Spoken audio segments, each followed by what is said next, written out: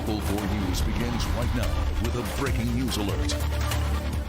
And that breaking news is out of Detroit this afternoon, where the suspect in the East Side serial killer case is charged in connection to a different case. Wayne County Prosecutor Kim Worthy has just charged DeAngelo Martin with the sexual assault and non-fatal stabbing of a Detroit woman. Now, we do want to point out this case is separate from that serial killer investigation. Local 4's Priya Mann joining us live now at DPD headquarters with more on what's happening right now. Priya? Yeah, Evrod, there are huge developments this morning. We've just learned that 34-year-old DeAngelo Martin has been charged with the sexual assault of a Detroit woman that happened last month. Take a look at the picture circulating online, on air, and social media as police are investigating a number of sexual assaults and now a serial killer case as well. Here's what we know from Prosecutor Kim Worthy's office. The victim is a 26-year-old Detroit woman. It's alleged that on May 7th at around 1:30 in the morning, Martin allegedly entered the home on the east side, stabbed and sexually assaulted the victim. He has now been charged with 1 count of assault with intent to murder and 4 counts of criminal sexual conduct in the first degree. Now, this all comes after his arrest on Friday when Police Chief James Craig named him as a person of interest in a number of killings and sexual assaults in Detroit. 3 women were found in vacant homes. They were killed. They had been sexually assaulted. Martin is a homeless man who was known to frequent those areas. So on Friday, Police Chief James Craig named DeAngelo Martin as a person of interest. Today, he has now been charged with the sexual assault of a 26-year-old woman. Evrod, as you pointed out, this case separate from the serial killer investigation. Now, Martin will be arraigned at 36th District Court this afternoon, and we are also expecting to hear from the chief at DPD headquarters about the serial killer investigation. A lot of moving parts here, but again, just moments ago, we learned DeAngelo Martin has been charged in the sexual assault of a 26-year-old woman on Detroit's east side. We will continue to follow this developing story and bring you any updates as they become available. Reporting live from DPD headquarters, I'm Priya Mann, Local 4. A lot of new developments in this case this afternoon. Priya, thank you for the update. In other news, this afternoon, Detroit police continuing to search for a gunman who killed 1 person and injured 2 others earlier Sunday in Detroit's Greektown neighborhood. Shots were fired in the street at Congress and Beaubien just as the bars were closing. 48-year-old Bernard Howard was killed by that gunfire. A 34-year-old woman and a 38-year-old man were also shot, but they're expected to recover from their injuries. Police only have a vague description of the possible suspect at this time. Well, more than 20 people have been charged after an investigation into sexual solicitation of children in Genesee County. The Genesee County Sheriff's Office says a task force identified these 22 people for allegedly committing crimes related to soliciting sex from children. The more than 60 felony charges filed includes charges of human trafficking. A St. Clair Shores man is in custody this afternoon and is expected to face charges of fleeing from police and causing a crash in Roseville that critically injured another driver. The incident ended this morning with the suspect's car crashing into another vehicle right at 12 Mile in Gratiot. That driver sped off from police who had stopped his car earlier for a traffic violation. The driver of the car that was hit, a St. Clair Shores woman, is reportedly in critical condition.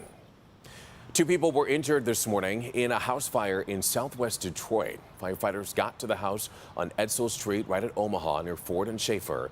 And they found a 30-year-old man and a 20-year-old woman outside of the house.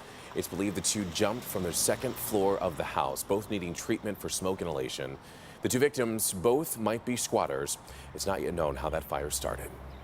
The former assistant principal of South Middle School in Troy will be in court in a little over an hour to face sentencing on home invasion charges. Amy Buchanan pleaded no contest to a charge of home invasion after she was caught on camera breaking into a student's home. She said that she was looking for pills and has since admitted to an opioid addiction. Buchanan was arrested back in August of 2018 and is now facing 15 years in prison. You can follow along with today's sentencing on clickondetroit.com. That is scheduled to start at 1:30 p.m. And now to breaking news out of Ohio, where an earthquake has hit the northeastern part of Cleveland. According to the U.S. Geological Survey, a 4.0 magnitude quake hit just before 11 this morning. There are no reports of any injuries.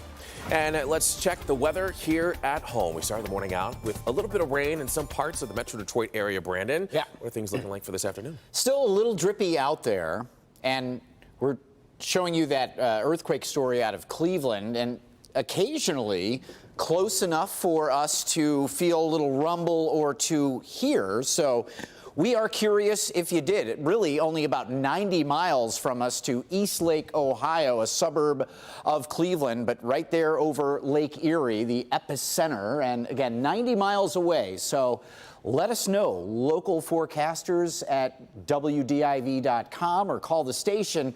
Let us know if you felt any of the cupboards are rumbling or rattling. Here is that 4Live radar shot, and you can see East Sider still hanging on to some rain from downtown through Macomb County, Marine City, up into parts along the lakeshore there of Lake Huron. The wider shot shows a couple of showers still firing with this cold front. Yeah. Cold front that's pushing our way. We have temperatures near 70 degrees, but that cold front is going to do a couple of things. Going to try to scour us out, but the winds are going to be cranking 10 to 25 miles an hour. And after 2 o'clock today, we'll keep the rain chances out, but numbers falling through the afternoon, Evrod. All right, Brandon, thank you. Let's get to this scary moment in Dallas when a massive construction crane comes crashing down on a 5-story apartment complex. And sadly, we have learned that one woman did die. Another 5 people were injured. Gabe Gutierrez breaks it all down from Dallas. Oh my God, the crane is falling over. Oh my God. High winds are the prime suspect in the deadly crane collapse in downtown Dallas. The man next door, he was yelling for help. I knocked on his door and he cracked it open enough for me to get to him, and I helped pull him out of his apartment. Severe thunderstorms in the area Sunday afternoon spawned wind gusts up to 70 miles an hour. This crane from a building under construction nearby sliced through an occupied 5-story apartment complex. That's my apartment, y'all. It's done. And crashed down on a concrete parking garage, pancaking cars on top of each other. Every single level of the parking garage, in part, has collapsed. In one apartment, emergency responders discovered a critically injured woman who later died. She has not been identified. Search dogs were deployed to sections of the building that were too unstable for rescuers. The crane company tells NBC News it is sending crews to investigate and is fully cooperating with authorities. Despite the catastrophic damage, officials believe everyone inside the 468-unit complex has now been safely evacuated. Power and water to the entire complex remains shut off, so even residents in units that weren't damaged have not been allowed to go back home. At last check, 2 of the 5 injured remain in critical condition. Gabe Gutierrez, NBC News, Dallas. Back here at home now, Fiat Chrysler Automobiles making a move to develop more autonomous vehicles. FCA has announced a partnership with the tech startup Aurora with the aim of making driverless commercial vehicles. The partnership is the latest in a growing number of automotive ventures with Silicon Valley firms to advance development of driverless cars. Aurora has financial backing from Amazon, among others, and already works with automakers Volkswagen and Hyundai. And FCA is working with Waymo in developing self-driving minivans. And speaking of cars, some good news at the gas pump to start out your Monday and your week. Prices across Metro Detroit are down 9 cents since last week, and that puts the average price for a gallon of gas about $2.77, and that makes a gallon of gas 26 cents cheaper right now than this time last year.